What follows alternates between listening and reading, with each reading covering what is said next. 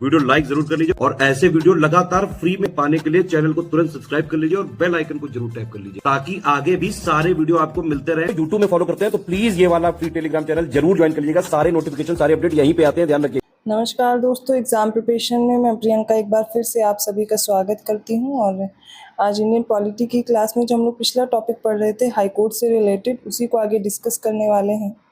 अगर आप न्यू हैं इस चैनल पर तो डेली दोपहर 1 बजे ये क्लास देख सकते हैं जिसमें आप मेरे साथ इंडियन पॉलिटी अभी कवर करेंगे। इससे पहले प्लेलिस्ट में कुछ क्लासेस ऐड की गई हैं अदर सब्जेक्ट्स की, जैसे इंडियन ज्योग्राफी कंप्लीट हो चुकी है, मॉडर्न इंडियन हिस्ट्री भी कंप्लीट हो चुकी है। तीसरा सब्जेक्ट ये चल रहा है और इसके बाद हम लोग अगला सब्जेक्ट कवर करेंगे।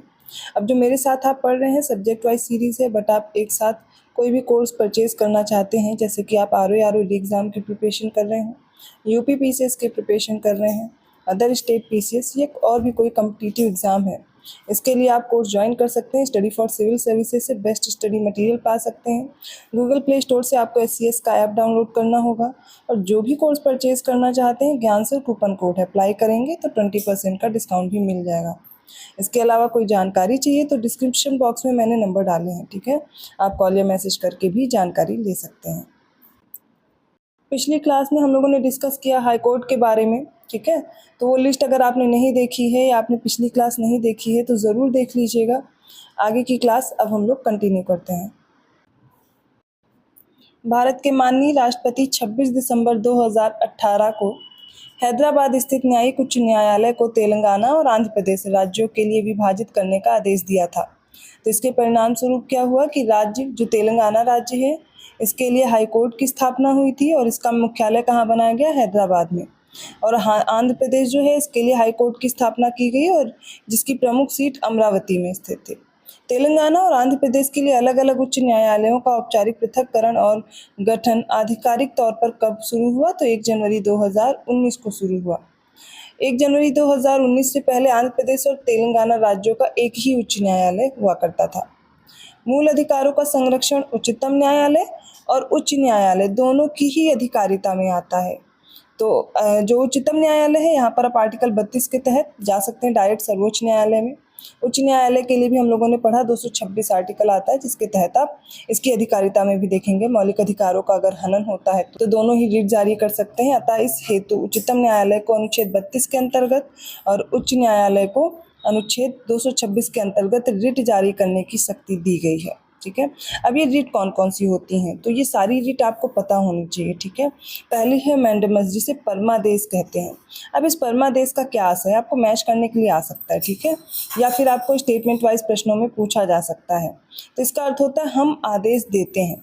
तो इस प्रकार इस याचिका द्वारा कार्यपालिका से उसे कार्य करने के लिए कहा जाता है जो उसे प्रदत्त शक्तियों के अंतर्गत करना चाहिए, ठीक है। इसका मतलब होता है आदेश देते हैं। भारतीय संविधान के अनुसार परामर्श संबंधी क्षेत्राधिकार जो है वो आर्टिकल 143 के तहत सिर्फ सर्वोच्च न्यायालय के पास है, ठीक है, ये उच्च न्यायालय के पास नहीं होता। संघ तथा राज्य या फिर राज्यों के बीच जो विवादों का निर्णय है इसका प्रारंभिक और एकमेव अधिकार है, जो क्षेत्राधिकार है वो सर्वोच्च न्यायालय के पास है। लेकिन जो मौलिक अधिकार लागू कराने के संबंध में प्रारंभिक क्षेत्राधिकार है वो हाई कोर्ट के पास भी है। किसके तहत, तो आर्टिकल 226 के तहत ये भी रिट जारी कर सकता है। जैसे कि हमने कौन कौन सी रिट पढ़नी है, एक तो आपने मैंडेमस पढ़ी जो कि परमादेश था, दूसरा उत्प्रेषण होता है या प्रतिषेध होता है, और इसके बाद सर्टोररी होता है। इन सारी रिट के बारे में हम अभी आगे पढ़ेंगे। तो दूसरी रिट होती है उत्प्रेषण या प्रतिषेध याचिकाएं। तो इसमें क्या होगा, अधीनस्थ न्यायालयों की जो कार्य पद्धति है इसका परीक्षण किया जाता है। तब अधीनस्थ न्यायालय अपने क्षेत्राधिकार क्षेत्र से बाहर किसी विषय पर सुनवाई करता है तो ऊपरी न्यायालय क्या करता है, जो प्रतिषेध याचिका इसके द्वारा जो मामला है वो अपने पास मंगा लेता है। मतलब उत्प्रेषण और प्रतिषेध के बारे में आपको जानना है। सबसे पहले मैंडेमस पढ़ा कि हम आपको आदेश देते हैं, तो ये एक आदेश देने का कार्य करने की शक्ति होती है, ये बोली जाती है। जो उत्प्रेषण रिट होती है इसमें जो अधीनस्थ न्यायालय होते हैं तो इनकी कार्य पद्धति का परीक्षण किया जाता है। अगर उनके क्षेत्राधिकार से बाहर किसी विषय पर सुनवाई करनी है तो क्या किया जाता है, प्रतिषेध याचिका द्वारा वो मामला ऊपर के जो हाई कोर्ट या सुप्रीम कोर्ट है वो अपने पास मंगा लेते हैं, ठीक है, उस विषय को। प्रतिषेध रिट न्यायालय में कार्यवाही लंबित रहने की दशा में लागू की जाती है। जब निचला न्यायालय अपने अधिकार क्षेत्र से बाहर किसी विषय पर सुनवाई करता है तो प्री न्यायालय प्रतिषेध रिट जारी करके मामले को अपने पास मंगा लेता है। सर्टियोरोरी क्या है? ये संवैधानिक उपाय है जिसे पोस्टमार्टम के नाम से भी जानते हैं। जनहित याचिका के माध्यम से नागरिक समाज का कोई व्यक्ति या समूह किसी व्यक्ति समूह या समाज के हित संबंधी मामलों में न्यायिक उपचार की प्राप्ति हेतु न्यायालय जा सकता है। ठीक है, तो जनहित याचिका क्या है? इसके माध्यम से कोई भी व्यक्ति किसी के लिए भी क्या कर सकता है? न्याय प्राप्त करने के लिए न्यायालय जा सकता है। केशवानंद भारती मामला है 1973 का, जिसके बाद सर्वोच्च न्यायालय ने क्या किया था? मूल ढांचे की जो अवधारणा है उसको लाया था। तो मूल ढांचे की अवधारणा के तहत किसी भी मामले का पुनरीक्षण नहीं किया जा सकता है। बाबरी मस्जिद या फिर राम जन्मभूमि का जो विवाद था वो इलाहाबाद उच्च न्यायालय के समक्ष स्वत्वाधिकार मुकदमे के रूप में प्रस्तुत किया गया था। मतलब टाइटल सूट के जरिए से प्रस्तुत किया गया था, जिसमें दो समुदायों ने, एक तो बाबरी मस्जिद और राम जन्मभूमि की जमीन और संपत्ति पर अपने अपने दावे पेश किए गए थे। तो ये आप देख लीजिएगा कि ये किससे रिलेटेड है। इलाहाबाद उच्च न्यायालय के समक्ष गया था ये मुकदमा। भारतीय संविधान के भाग 6 के अध्याय 6 के अनुच्छेद 233 में जिला न्यायाधीश शब्द का उल्लेख किया गया है, जिसके अंतर्गत जिला न्यायालयों की नियुक्ति का प्रावधान किया गया है। आर्टिकल 236 का इसके अंतर्गत जिला न्यायाधीश अभिव्यक्ति के अंतर्गत शामिल है। नगर सिविल न्यायालय का न्यायाधीश, अपर जिला न्यायाधीश, संयुक्त जिला न्यायाधीश, सहायक जिला न्यायाधीश, लघु वाद न्यायालय का मुख्य न्यायाधीश, मुख्य प्रेसिडेंसी मजिस्ट्रेट, अपर मुख्य प्रेसिडेंसी मजिस्ट्रेट, सेशन न्यायाधीश, अपर सेशन न्यायाधीश और सहायक सेशन न्यायाधीश। आर्टिकल 217 क्लॉज 1 सब क्लॉज खा, इसमें क्या है? उच्च न्यायालय के किसी न्यायाधीश को उच्चतम न्यायालय के न्यायाधीश को हटाने के लिए जो आर्टिकल 124 है इसके खंड 4 में उपबंधित विधि से उसके पद से राष्ट्रपति द्वारा हटाया जा सकेगा। आर्टिकल से याद रखिएगा, इंपॉर्टेंट भी है।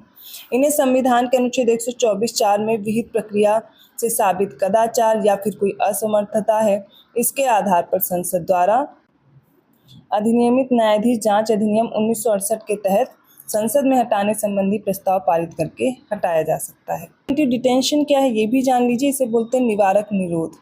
तो भारत में निवारक निरोध के अंतर्गत अगर एक व्यक्ति को बिना मुकदमा चलाए आप बंदी बनाकर रखना चाहते हैं तो अधिकतम 3 माह तक रखा जा सकता है। ये क्यों किया जाता है? कि किसी ने कोई अपराध ना किया हो लेकिन ऐसा पता हो जाए, ऐसा संज्ञान हो जाए कि अपराध कर सकता है, तो उसे क्या किया जाता है? प्रिवेंटिव डिटेंशन के तहत बंदी बनाकर रखा जा सकता है। ये किस तरह हो सकता है? ये आर्टिकल 22 क्लॉज 4 के अनुसार होता है। ठीक है। 8वें विधि आयोग के अध्यक्ष न्यायाधीश HR खन्ना ने आयोग की 80वीं रिपोर्ट न्यायाधीशों की नियुक्ति के तरीके में उपबंध 5 के अंतर्गत उच्च न्यायालय के 1/3 न्यायाधीश दूसरे राज्य से होने की सिफारिश की थी। ग्राम न्यायालय अधिनियम 2008 में आया। इसके अंतर्गत धारा 11 के अंतर्गत ग्राम न्यायालय को सिविल तथा आपराधिक दोनों ही मामलों में सुनवाई का अधिकार दिया गया है। अधिनियम की धारा 27 के अनुसार स्थानीय सामाजिक सक्रियतावादियों को मध्यस्थ या सुलहकर्ता के रूप में स्वीकार किया गया है। हाईकोर्ट से रिलेटेड जो आर्टिकल्स थे या महत्वपूर्ण तथ्य बचे थे एग्जाम में पूछे जाते हैं या पूछे गए हैं वो हमने डिस्कस किए। उससे पहले जो आर्टिकल्स थे इनसे रिलेटेड वो हमने देख लिए थे। अभी आगे क्या पढ़ना है? तो आगे हम लोग इमरजेंसी प्रोविजंस पढ़ेंगे, आपातकालीन प्रावधान के बारे में जानेंगे। तो संविधान के भाग 18 में अनुच्छेद 352 से लेकर के 360 तक ये आपातकालीन प्रावधान उल्लिखित हैं। ठीक है, तो किस में आते हैं? पार्ट 18 में आते हैं। आर्टिकल कौन सा है? 352 से लेकर के 360 तक। ये प्रावधान केंद्र को किसी भी असामान्य स्थिति से प्रभावी रूप से निपटने में सक्षम बनाते हैं। संविधान में इन प्रावधानों को जोड़ने का उद्देश्य देश की संप्रभुता, एकता, अखंडता, लोकतांत्रिक राजनीतिक व्यवस्था तथा संविधान की सुरक्षा करना है। संविधान में 3 प्रकार के आपातकाल को निर्दिष्ट किया गया है। कौन कौन से हैं? पहला देखिए, युद्ध, बाह्य आक्रमण या सशस्त्र विद्रोह, इन कारण पर जो आपातकाल लगाया जाता है इसे राष्ट्रीय आपातकाल कहते हैं। तो पहला कौन सा हो गया? राष्ट्रीय आपातकाल, आर्टिकल 352 के तहत। किंतु संविधान में इस प्रकार के आपातकाल के लिए आपातकाल की घोषणा वाक्य का प्रयोग किया गया है। राज्यों में संवैधानिक तंत्र की विफलता के कारण जो आपातकाल लगाया जाता है उसे राष्ट्रपति शासन कहते हैं। ये आर्टिकल 356 के तहत। इसको 2 और नामों से जानते हैं, एक राज्य आपातकाल या फिर संवैधानिक आपातकाल भी कहते हैं। किंतु संविधान ने इस स्थिति के लिए आपातकाल शब्द का प्रयोग नहीं किया है। थर्ड होता है भारत की वित्तीय स्थायित्व अथवा साख के खतरे के कारण अधिरोपित आपातकाल, जिसे वित्तीय आपातकाल कहते हैं, आर्टिकल 360 के तहत। तो 3 तरह के आपातकाल आपने पढ़े, आर्टिकल 352, आर्टिकल 356 और आर्टिकल 360। आर्टिकल 352 के तहत राष्ट्रीय आपातकाल लगाया जाता है, ठीक है। अभी तक 3 बार राष्ट्रीय आपातकाल लग चुका है। इसके अलावा राज्यों में, जिसे राष्ट्रपति शासन आप बोलते हैं, तो अब तक सबसे ज़्यादा लगा हुआ है मणिपुर में। सबसे ज़्यादा बार राष्ट्रपति शासन लगाया गया है मणिपुर में। इससे पहले था उत्तर प्रदेश, लेकिन अभी हो गया है मणिपुर, ठीक है।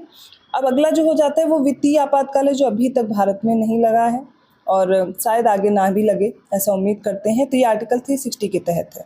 3 तरह के आपातकाल हैं, इनको आगे भी हम लोग डिस्कस करने वाले हैं। आई होप आपको यहाँ तक क्लास समझ में आई होगी। कोई भी डाउट लग रहा है, कोई भी कन्फ्यूज़न है, आप कमेंट करके पूछ सकते हैं। जो भी कंटेंट आप डेली मेरे साथ पढ़ते हैं, जितना भी पढ़ते हैं, बहुत ज़्यादा नहीं है, छोटी क्लास होती है जिसे आप डेली पढ़ के रिवाइज भी कर सकते हैं। जितना पढ़ते हैं उसको दोबारा रिपीट करके 1-2 बार वीडियो देखेंगे तो आपको लर्न हो जाएगा। अगर आप शॉर्ट नोट्स प्रिपेयर कर रहे हैं, मैंने पहले भी आपको बताया कि आपको शॉर्ट नोट्स प्रिपेयर कैसे करने हैं। तो उसके लिए आपको क्या करना है, जो भी चीज़ें आपको नहीं याद हो रही हैं, आपको लग रहा है, देखिए पहली बार में नहीं पता चल जाएगा कि आपको कुछ नहीं आ रहा है, ऐसे तो फिर नहीं बन पाएंगे नोट्स। 1-2 बार पहले पढ़ लीजिए, उसके बाद आप देखिए आपको कौन सी चीज़ें नहीं याद हो रही हैं और एग्जाम पॉइंट ऑफ व्यू से इंपॉर्टेंट है, उनको लिखना शुरू कीजिए, वो हेल्प करेंगे आपकी, ठीक है। तो ऐसे ही कंटेंट के साथ मैं मिलूंगी नेक्स्ट वीडियो में। अगर वीडियो अच्छा लगा तो प्लीज़ लाइक कीजिए, चैनल को सब्सक्राइब कीजिए और लोगों को शेयर करते रहिए। अदर एग्जाम्स की प्रिपरेशन कर रहे हैं और कोर्स ज्वाइन करना चाहते हैं तो स्टडी फॉर सिविल सर्विसेज के जरिए से अपनी प्रिपरेशन कंटिन्यू रख सकते हैं और बेस्ट स्टडी मटेरियल पा सकते हैं। उसकी भी जानकारी आगे दी गई है, आपको क्या करना है। अगर आप आरओए या री एग्जाम को लेकर के कंफ्यूज हैं या यूपीपीसीसी एग्जाम की स्ट्रैटेजी को लेकर के, इसी चैनल पर ज्ञान सर के द्वारा पूरी स्ट्रैटेजी आपको एक्सप्लेन की गई है। आप उस वीडियो के माध्यम से अपनी प्रिपरेशन और बेहतर कर सकते हैं। मैं मिलती हूँ नेक्स्ट क्लास में, तब तक के लिए धन्यवाद।